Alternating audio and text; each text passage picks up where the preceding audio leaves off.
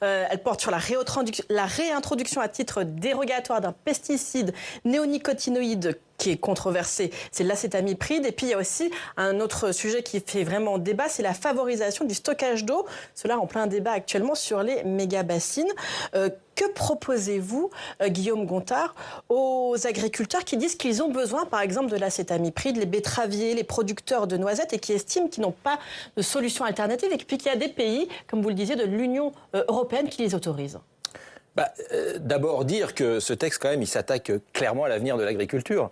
Parce que moi, je ne suis pas tout à fait d'accord sur ce qui vient d'être dit, qu'il y ait plusieurs agricultures.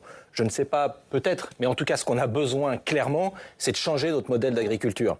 Si quelqu'un aujourd'hui me dit que le système actuel, celui qui a été défendu justement par les syndicats majoritaires, par la majorité, fonctionne... Celui de la FNSEA, pour être très clair. Avec la perte du nombre d'agriculteurs, l'absence de revenus pour les agriculteurs, voilà, la situation dans laquelle sont justement les agriculteurs aujourd'hui, et qu'on nous dit en fait il ne faudrait rien changer, il faudrait continuer comme avant, même il faudrait accélérer pour aller encore plus vite dans le mur, je pense qu'on fait une grave erreur. Donc ça, c'est une première chose. Et donc ce texte est une caricature en fait de ce qu'il faudrait faire. Ensuite, sur les néonicotinoïdes, en tout cas sur la réintroduction des néonicotinoïdes qui ont été interdits. L'acétamipride a été interdit en 2016 en fait, avec c'était Barbara Pompili du coup qui mettait d'ailleurs en garde, même gouvernement, qui mettait en garde justement sur la dangerosité de ce produit. Moi, ce que je vois quand même, c'est que c'est pas une demande clairement des agriculteurs. 4%, il y a encore un sondage récent qui a été fait, 4% des agriculteurs disent être préoccupés par une interdiction de produits phytosanitaires type néonicotinoïdes. Et puis pour répondre aussi à ce qui vient d'être dit, et ça j'invite moi les journalistes un petit peu à regarder les choses, parce qu'on nous dit toujours, mais notre pays, on ne pourrait pas utiliser tel produit que d'autres pays européens pourraient utiliser. Est-ce que vous savez quel est le pays qui utilise le plus, qui a à sa disposition le plus de molécules type pesticides ou herbicides en Europe? C'est la France. C'est la France. C'est la France, et on le sait. Donc il faut peut-être mettre les choses très clairement. Le nombre de dérogations, qui détient le palmarès du nombre de dérogations qui sont données aux agriculteurs pour l'utilisation de produits phytosanitaires. Donc on ne surtranspose pas tant que ça. C'est encore la France, avec 72 produits, 72 dérogations, alors que voilà, l'Allemagne est bien en dessous. Donc il faut peut-être remettre les choses vraiment sur la réalité. Et en fait, voilà, on fait diversion pour ne pas s'occuper des vrais problèmes, et notamment du revenu des agriculteurs, de l'installation des jeunes agriculteurs, de la question du foncier, de la question de comment on passe justement à moins de dépendance aux produits phytosanitaires. Il y a une loi d'orientation agricole parce que aussi, moins de dépendance aux produits phytosanitaires, moins de dépendance aux engrais, c'est aussi une manière de répondre aux crises comme on a pu vivre avec l'Ukraine. Donc oui, on a besoin de travailler, mais certainement pas de cette manière-là, de cette manière caricaturale. Est-ce que c'est une manœuvre de diversion aujourd'hui, comme le dit Guillaume Gontard? Et puis aussi, il y a quand même cette donnée, c'est l'effondrement de la biodiversité. Elle n'est plus à documenter aujourd'hui. 70% de la biomasse des insectes a disparu en 30 ans, nous disent les scientifiques, Anne-Catherine Loisier. Donc est-ce que dans ce contexte, on peut réautoriser des pesticides dont on connaît les dommages sur la biodiversité? Oui, non, mais je pense qu'il faut effectivement étudier, réfléchir à toutes les options possibles. Après, la situation de l'agriculture, c'est une question d'interprétation. Je pense qu'effectivement, la situation difficile de notre agriculture, elle est notamment due ces dernières années à ces surtranspositions, à ces contraintes multiples qui ont fait diminuer la productivité de nos agriculteurs. Enfin, moi, je ne sais pas dans quelle campagne vous vous promenez, mais moi, dans la mienne, tous les jours, au quotidien, les agriculteurs me disent qu'ils n'en peuvent plus de ces contraintes, de ce poids de l'administration, de ce poids des normes. Alors, on est peut-être à confondre simplification et oui, peut-être, mais simplification, mais plus on met d'exigence et de contraintes, plus on met de difficultés à l'exercice quotidien. Et peut-être qu'on a des choses à revoir dans notre modalité de fonctionnement, mais il faut aussi regarder la réalité des chiffres. La réalité des chiffres, c'est qu'aujourd'hui, le poids des normes en France, c'est pratiquement 4% du PIB, quand l'ensemble de nos voisins sont à des proportions inférieures à 1%. Donc oui, nous avons perdu notre compétitivité. Les importations explosent en France, alors que nous avons des agriculteurs et une agriculture de qualité, des gens motivés. Donc on voit bien qu'on leur a mis, ces dernières années, des conditions d'exercice où ils n'en peuvent plus. Et d'ailleurs, l'ensemble des débats qui ont eu lieu dernièrement dans les territoires le montrent. Et quand vous interrogez des jeunes, ils sont ils ont envie de rentrer dans l'agriculture, mais oui, par contre, ils croulent sous... Non, mais c'est des jeunes qui ont envie d'être sur le terrain, qui n'ont pas envie de faire de la paperasse toute la journée et qui n'ont pas envie d'être accablés par... Mais ça, là-dessus, il peut y avoir un consensus. Oui, mais je pense qu'il y a un consensus. Ce dont s'occupait la proposition de loi. Ah bah si, elle vise à limiter les entraves à l'exercice de l'agriculture. Et c'est bien ça. Donc là, c'est amiprid, puisque c'est ça le sujet. C'est le seul sujet. Qui fait le plus polémique. C'est le sujet, en tout cas, de la loi entrave. C'est l'acétamipride. L'acétamipride, elle est utilisée en Europe dans des conditions très encadrées, avec en plus demain encore un accord de l'ANSES. Il ne s'agit pas du tout d'écarter l'ensemble des acteurs experts qui ont vocation à s'exprimer, mais il s'agit de dire, pour un certain nombre de productions, on le sait, on en a beaucoup parlé, les betteraves, les noisettes, pour lesquels nous n'arrivons plus à produire en quantité suffisante en France et où nous importons des produits qui eux-mêmes sont faits à base d'acétamipride. Alors, il faut arrêter de dire aux Français que ça y est, demain, avec cette loi, ils vont avoir de l'acétamipride partout. Ils en ont déjà. Alors, voilà, quand ils mangent des barres chocolatées avec ils en ont déjà. C'est grave ce qui est en train d'être dit, parce qu'ils en ont déjà.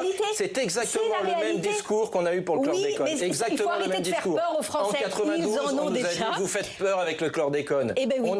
On a fait des autorisations, des surautorisations. Aujourd'hui, on est en train de payer. On est en train de payer parce qu'il y a des gens qui meurent avec le chlordécone. On est en train de payer parce que ça coûte cher pour la dépollution de l'eau, pour la biodiversité. Et on voit bien le problème. On va voir d'ailleurs un texte au Sénat qui va arriver. Au niveau européen, parce que c'est pas parce que l'Europe réglementera l'acétamipride toute seule que les consommateurs français n'en l'acétamipride et donc sur ces produits, j'entendais M. Duplon qui se dit, je ne sais pas, scientifique. Il suffit d'écouter les scientifiques. Mais Mme Pompili n'était pas scientifique non plus. 1200 études scientifiques. Madame Pompili, mais vous parliez tout à l'heure, Mme Pompili qui a instauré l'interdiction. Elle n'était pas... Comme vous êtes agacée en fait. Elle n'était pas scientifique. Moi, je ne suis pas agacée, mais je vous dis très calmement qu'il y a 1200 études qui attestent effectivement la problématique des néonicotinoïdes sur les maladies. Mais moi, je ne vous parle pas des néonicotinoïdes en général, je vous parle de l'acétamipride. Justement, une étude très récente sur le liquide céphalorachidien, d'accord ? Le cerveau. Mais moi, sur les enfants. On a des agences. Très récente, parce que c'est important. On a des agences qui nous disent 13 enfants sur 14 qui ont été testés ont justement des traces d'acétamipride justement sur le.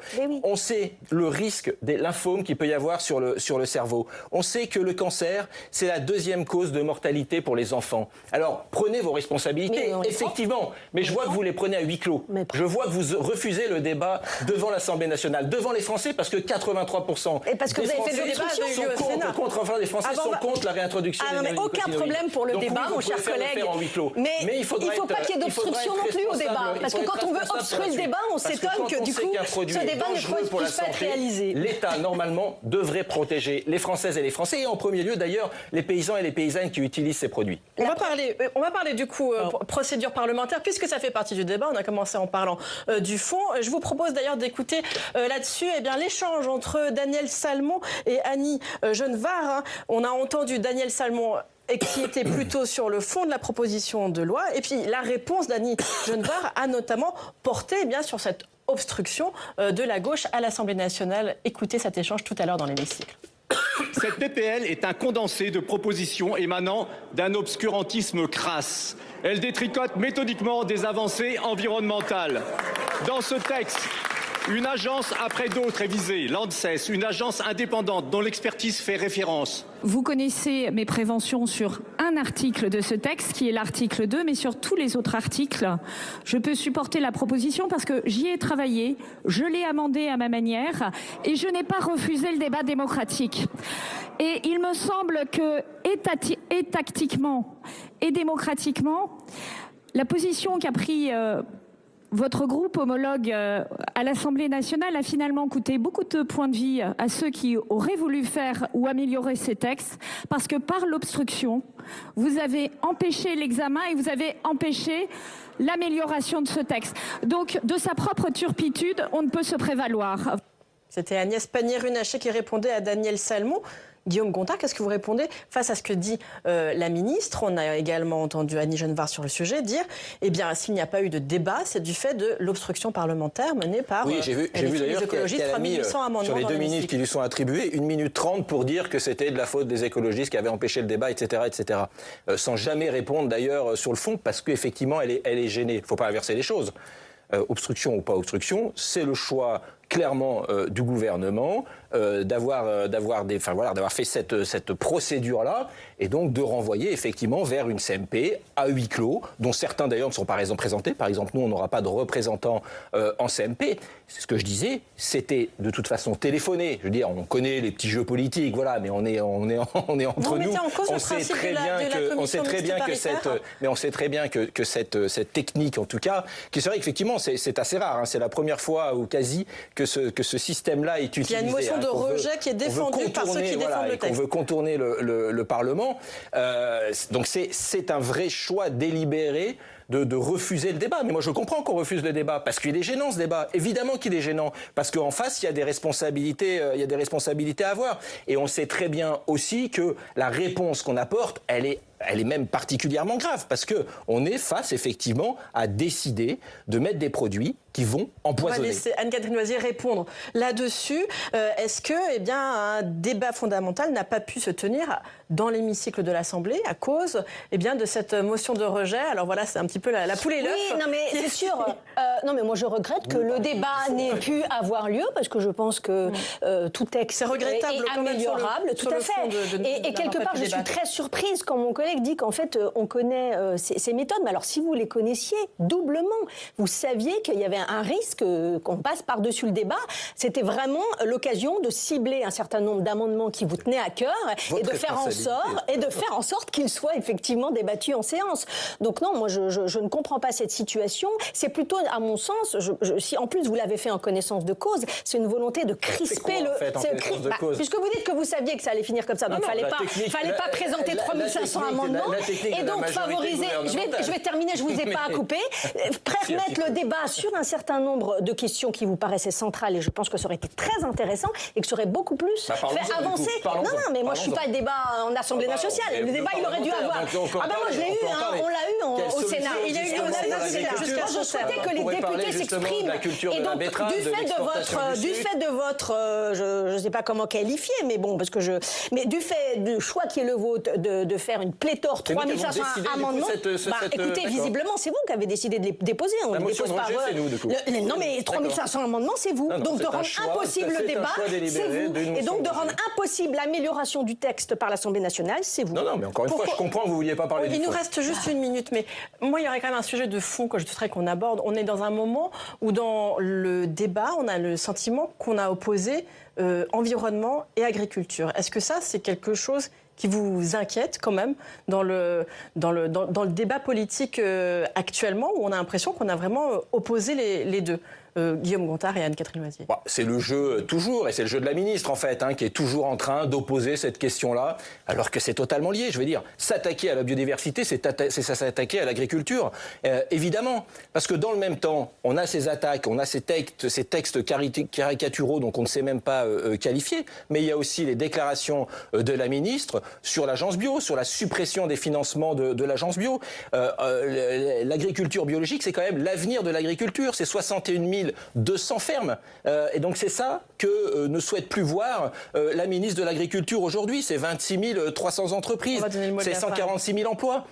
Oui, le bio, c'est l'avenir, et c'est ça qu'on est en train de sacrifier. Et par contre, on va remettre des produits phytosanitaires qui en fait ne serviront à personne.